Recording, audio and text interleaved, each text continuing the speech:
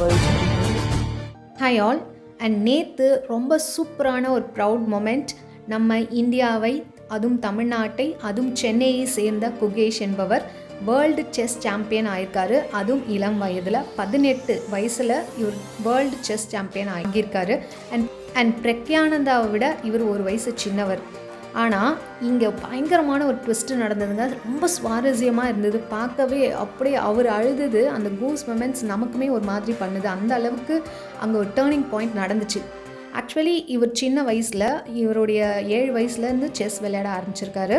And 11 வயசில் இவர் சொன்னது என்ன அப்படின்னா, எனக்கு வேர்ல்டு செஸ் சாம்பியன் ஆகணும் அப்படின்றது. எல்லாருக்குமே செஸ் சாம்பியன் ஆகணுன்றது தான் அந்த செஸ்ஸில் விளையாடுற எல்லாருக்குமே, போட்டியாளர்கள் எல்லாருக்குமே அது ஒரு பெரிய கனவாக இருக்கும். ஸோ அது அவ்வளோ ஈஸி கிடையாது.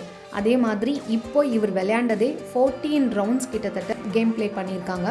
15வது சுற்றில் தான் இந்த ஒரு பெரிய ஆட்டம் நிகழ்ந்தது. கிட்டத்தட்ட ஆட்டம் ட்ராவில் முடிய வேண்டியது. லாஸ்ட்டாக ஒரு சின்ன ஒரு மிராக்கல் நடந்தது பாருங்கள், வேறு லெவல். அதுதான் எல்லாருமே எக்ஸ்பிளைன் பண்ணிகிட்ருக்காங்க. அண்ட் அவருமே இதை எதிர்பார்க்காத ஒன்றுன்ற மாதிரி எல்லாருமே ட்ராவில் முடிய வேண்டிய ஆட்டம் எப்படி டேர்ன் ஆச்சு அப்படின்ற ஒரு பெரிய இதில் சந்தோஷத்தில் இருக்காங்க. அண்ட் அவருடைய மேனிஃபெஸ்டேஷன் இங்கே ஒர்க் ஆகியிருக்குன்னே சொல்லலாம். அண்ட் குகேஷ் 7 வயசில் ஜாயின் பண்ணார். 11 வயசில் செஸ் சாம்பியன் ஆகணும் அப்படின்னு சொல்லிட்டு அந்த இன்டர்வியூஸில் சொல்லியிருக்காரு. இப்போது அவருடைய 18வது வயசில் செஸ் சாம்பியன் ஆகிட்டார். ஸோ இந்த 7 வருஷத்தில் அவர் மேனிஃபெஸ்டேஷன் பயங்கரமாக ஒர்க் ஆகியிருக்கு. அண்ட் அவர் என்ன பண்ணார், பயங்கரமான ஹார்ட் ஒர்க் போட்டார், அதுக்கான ஸ்டெப்ஸ் பண்ணிக்கிட்டே இருந்தார்.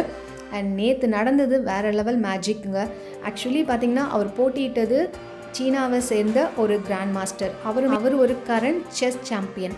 அவர் கூட லாஸ்ட்டாக ஒரு ரவுண்ட் போயிட்டுருக்கு, 50th ரவுண்டு. இதில் கண்டிப்பாக ட்ராவில் தான் முடிய போகுதுன்னு எல்லாமே அவுட் ஆகிடுச்சு. கிட்டத்தட்ட ஒரே ஒரு தப்பான மூவ் ஆப்போசிட்டில் அந்த சீன வீரர் பண்ணதுனால நம்மளுடைய தமிழக வீரர் ஸ்மார்ட் மூவ் ஒன்று பண்ணாருங்க. கிட்டத்தட்ட என் பாயிண்ட், இதுக்கப்புறம் ஒன்றுமே கிடையாது அப்படின்ற ஒரு ஸ்டேஜில் அங்கே வந்தது பாருங்கள். அவர் முகத்தில் அப்படி ஒரு சந்தோஷம். அந்த ஒரு மூமெண்ட் பண்ணிவிட்டு அவராலே அவரை பிலீவ் பண்ண முடியல. ஆனந்த கண்ணீரில் அழகாக அந்த ஒரு எக்ஸ்ப்ரெஷனை கொடுத்தார் பாருங்கள். பார்க்கவே நமக்கு ஒரு பயங்கர எமோஷ்னல். ஆக்சுவலி இது நமக்கு யூனிவர்ஸ் கொடுக்கும். எப்படி அப்படின்னா, நம்ம போடுற ஹார்ட் ஒர்க் நம்ம எவ்வளோக்கு எவ்வளோ நம்புகிறோம் அப்படின்றது ஒன்று இருக்குது. அங்கே லாஸ்ட் நேரத்தில் கூட பயங்கரமான ஒரு மிராக்கல் நடக்கும்ன்றதுக்கு இந்த சம்பவமே உதாரணம்.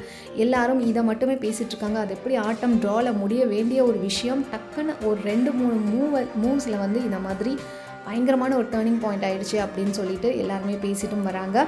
அண்ட் நம்ம தமிழகத்தை சேர்ந்த குகேஷ் அவர்கள் இப்போது வேர்ல்டு செஸ் சாம்பியன் ஆகி தமிழகத்துக்கும் பெருமை சேர்த்துள்ளார். இவர் பிரக்யானந்தாவோட ஃபாலோ பண்ணுறாரு, ஸ்டெப்ஸை ஃபாலோ பண்ணுறாரு. அண்ட் இவங்க அம்மா அப்பா ரொம்ப டெடிக்கேட்டடாக அவருக்கு ரொம்ப சப்போர்ட் பண்ணியிருக்காங்க. அவங்க அப்பா ஒரு ENT சர்ஜன் இருந்தால் கூட அவரோட ப்ரொஃபஷனலை விட்டுட்டு மகனுக்காக எப்பொழுதும் இன்டர்நேஷ்னல் லெவல்லையும் நேஷ்னல் லெவல்லையும் அவங்க போயிட்டு வர்றது, ட்ராவலிங், இந்த மாதிரி எல்லா சப்போர்ட்ஸும் அவங்க பேரண்ட்ஸ் ரொம்ப டெடிக்கேட்டடாக பண்ணியிருக்காங்க. அவங்களுடைய ப்ரொஃபஷனல்லாம் ஒதுக்கி வச்சுட்டு அண்ட் தென் அவங்க ஸ்பான்சர் இவருக்கு தனியாக பெருசாக கிடைக்கல. இவங்களே எல்லாமே செலவு பண்ணியிருக்காங்க. இன்டர்நேஷ்னல் போகிறது, ட்ரிப்பு அரேஞ்ச் பண்ணுறது, இதெல்லாமே ஸ்பான்சர்ஷிப் கிடைக்கலனாலே அது பயங்கரமாக செலவாகும். ஸோ ஸ்பான்சர்ஷிப் கிடைக்காதனால இவங்க பேரண்ட்ஸே ஓன் அமௌண்ட்டை போட்டு பயங்கரமாக செலவு பண்ணி அவங்க என்கரேஜ் பண்ணியிருக்காங்க. அண்ட் அவர் இப்போது வெற்றி வாகை தமிழ்நாட்டின் பெருமிதமாக இப்போ அவர் வலம் வர்றது நமக்கு பார்க்க ரொம்ப ஹாப்பியாக இருக்குது. அதுவும் 18 வயசில், ரொம்ப இளம் வயதில் இவர் மட்டுமே முதல் செஸ் சாம்பியன் இந்த இளம் வயதில் அப்படின்ற பெருமையும் இவருக்கு உண்டு. இவர் பயங்கரமான ஹார்ட் ஒர்க்கிங் பர்சன். நல்ல எஃபர்ட் போட்டு அதுக்கான முயற்சிகள் பண்ணிக்கிட்டே இருக்கார். ஆனால் 11 வயசுலேருந்து இவருக்கு தான் ஒரு செஸ் சாம்பியன் ஆகணும், வேர்ல்டு செஸ் சாம்பியன் ஆகணும் அப்படின்னு அந்த மேனிஃபெஸ்டேஷனை ஆரம்பிச்சிருக்காரு.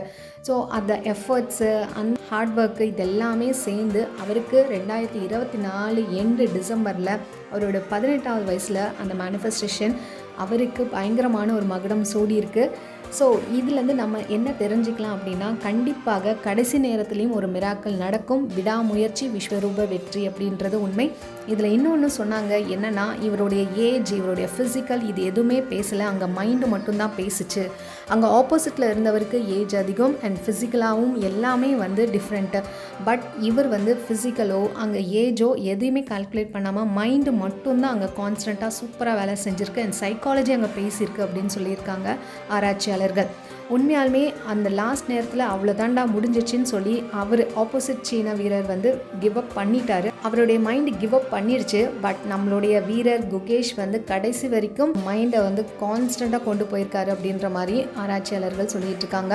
ஸோ இங்கே சைக்காலஜி நின்று பேசியிருக்குங்க. உண்மையாலுமே மைண்டோட கண்ட்ரோல்னு ஒன்று இருக்குது. இதை தான் தோனி அவர்களுமே சொன்னாங்க. என்னென்னா மைண்டை கண்ட்ரோல் பண்ணிட்டீங்க அப்படின்னாலே எல்லாமே உங்கள் வசம் அப்படின்றது. பாடி டயர்டாகிறது இது எல்லாமே ரீசன், எல்லாமே பாடிக்கு கொடுக்குற சும்மா ஒரு ரீசன். பட் மைண்டை கண்ட்ரோல் பண்ணிட்டீங்கன்னா பாடி ஆட்டோமேட்டிக்கலாக சூப்பராக ஒர்க் ஆகும். இதுலேருந்து நம்ம என்ன தெரிஞ்சுக்கலாம் அப்படின்னா, கண்டிப்பாக நீங்கள் என்ன மேனிஃபெஸ்ட் பண்ணுறீங்களோ அதுக்கான காலகட்டம் எடுத்துக்கும், அது உங்களுக்கு கொடுக்கப்படும். அந்த அளவுக்கு நீங்கள் எஃபர்ட், ஹார்ட் ஒர்க், பிலீவிங் இது எல்லாமே கொடுங்க, ஆட்டோமேட்டிக்காக அது கொடுக்கும். பாருங்கள், இவருக்கு உடனே கேட்டது உடனே கிடைக்கல. அதுக்கு ஒரு 7 வருஷம் ஆச்சு. அதுக்கான எஃபர்ட் போட்டார், அதுக்காக ஹார்ட் ஒர்க் பண்ணார், அதை பிலீவ் பண்ணார். இப்போ அவர் வெற்றியாளராக, உலகம் புகழும் வெற்றியாளராக திகழறாரு. இது எவ்வளோ பெரிய சக்ஸஸ் தெரியுமா? அதுக்கு பின்னாடி அவர் கடந்து வந்த வழிகள் நிறைய இருக்கும். ஸோ நம்மளும் வந்து ஒரு இடத்துல நிற்கணும், ஒரு பொசிஷனுக்கு வரணும், நம்ம நின்று பேசணும். அட்லீஸ்ட் நம்ம ஃபேமிலிக்குள்ளேயாவது, அட்லீஸ்ட் நம்ம சமூகத்துலேயாவது அப்படின்னும் பொழுது நீங்கள் சில தடங்கல்களை, சில பாதைகளை நீங்கள் கடந்து வந்து தான் ஆகணும்.